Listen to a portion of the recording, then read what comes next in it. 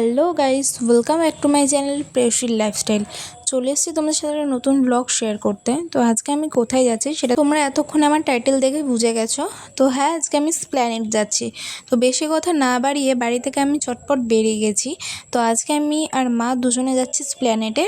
আর ওখানে গিয়ে আমার মাসি আর মাসির ছেলে মানে দাদা দুজনেই আসছে। আমরা কাছড়াপাড়া দিয়ে যাচ্ছি, ওরা শেওড়াফুলি দিয়ে আসছে। তো আমি এখন রাস্তায় চলে এসেছি। তো এবার টোটো করে আমি চলে যাচ্ছি সোজা কাছড়াপাড়া স্টেশনে। আজকে ছিল 2রা অক্টোবর মানে মহালয়া। আমরা সকাল থেকে জানতামও না যে আমরা আজকে স্প্ল্যানেড যাব। দাদার আজকে ছুটি ছিল বলে মাসি বলল যে আজকে ওরা স্প্ল্যানেড যাচ্ছে, তার জন্য মা বলল যে স্প্ল্যানেড থেকে ঘুরে আসা যাক। মা অনেক দিন ধরেই বলছিল যে স্প্ল্যানেড যাবে, তো তাই জন্য আমি বললাম তাহলে চলো সবাই একসাথেই যাওয়া যাক। তো তোমাদের সাথে কথা বলতে বলতে আমি টিকিট কেটে চলে এসেছি কাছড়াপাড়া স্টেশনে। তো তারপর আমরা ট্রেন ধরে চলে যাই দমদম জংশনে। তো আমরা যে দুপুর 12টার দিকে বাড়ি থেকে বেরিয়েছিলাম, তার জন্য আমরা 12টা 21-এ লালগোলা ট্রেনটা মানে ওটা গ্যালোপিং ছিল। তো ট্রেনটা এমনি ফাঁকাই ছিল, তো বসার জায়গাও আমরা পেয়েছিলাম। আর আমাদের এত লেট করে বেরোনোর একটাই কারণ, আমরা সকাল থেকে জানতাম না যে আমরা স্প্ল্যানেড যাব। মাসি সকাল 10টার সময় ফোন করে বললো যে ওরা স্প্ল্যানেড যাচ্ছে, তার জন্য আমরা হুট করে ডিসিশন নিলাম। 2 তারিখে যেহেতু মহালয়া ছিল, তো বাবা তার আগের দিন বলেছিল যে সেদিন সকালবেলা ভোরবেলা গঙ্গা স্নান করতে যাবে, কিন্তু সেদিন ভোরবেলা থেকে আমাদের এখানে প্রচণ্ড বৃষ্টি হচ্ছিলো, তাই জন্য আমরা কেউই গঙ্গা স্নান করতে যেতে পারিনি। তো তারপর মাসি বললো স্প্ল্যানেড যাবে, তো তখন ডিসিশন নেওয়া হলো। এর কিছুক্ষণ আগেই আমি বললাম যে লালগোলা স্পেশাল মানে যেটাতে করে আমরা দমদম অবধি গেছিলাম সেটা গ্যালোপিং ছিল। তো আমরা কাছড়াপাড়া থেকে দমদম অবধি যেতে ওর জন্য বেশিক্ষণ লাগেনি। কাছড়াপাড়া থেকে নৈহাটি থেকে ব্যারাকপুর থেকে দমদম দাঁড়িয়েছিল ট্রেনটা। তো দমদম স্টেশনে আমরা নেমে পড়েছি। এখন আমি আর মা যাচ্ছি এখন মেট্রো স্টেশনের দিকে। আমি সেদিনই লাইফে ফার্স্টবার স্প্ল্যানেড যাচ্ছিলাম। তারপর আমরা সাবওয়ে দিয়ে চলে গেলাম দমদমের মেট্রো স্টেশনের দিকে। আর তোমরা কারা কারা স্প্ল্যানেড এসছো তোমরা সবাই কমেন্টে জানিও।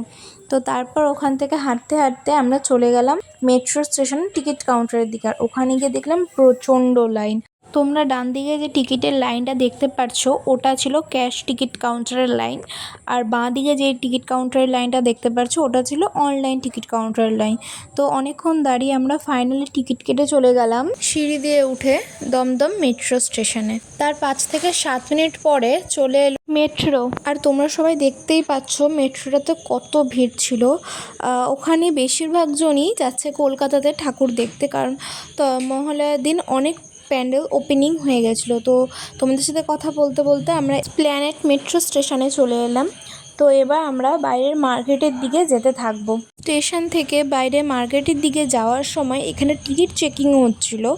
তো তারপর আমরা টিকিট চেকিং করে চলে গেলাম বাইরে মার্কেটের দিকে। আর গাইস তোমরা দেখতেই পাচ্ছ স্টেশনে কত ভিড়।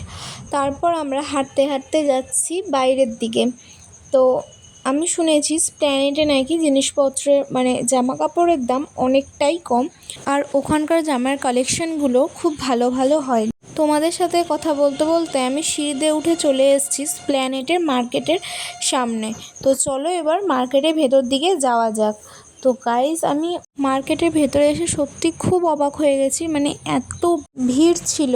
আর তোমরা এখন যে ভিডিওটা দেখলে ওটা ছিল মার্কেটের বাইরের ভিডিও। তো আমরা মার্কেটে ঢোকার আগে মঞ্জেনিস থেকে চিকেন প্যাটিস খেয়ে নিয়েছিলাম আমি আর মা। তো তারপর আমরা খাওয়া দাওয়া করে আস্তে আস্তে মার্কেটের ভেতরের দিকে চলে এসেছি। তো আমরা ফার্স্টেই এসেছিলাম এই চুড়িদারের কালেকশানগুলো দেখতে।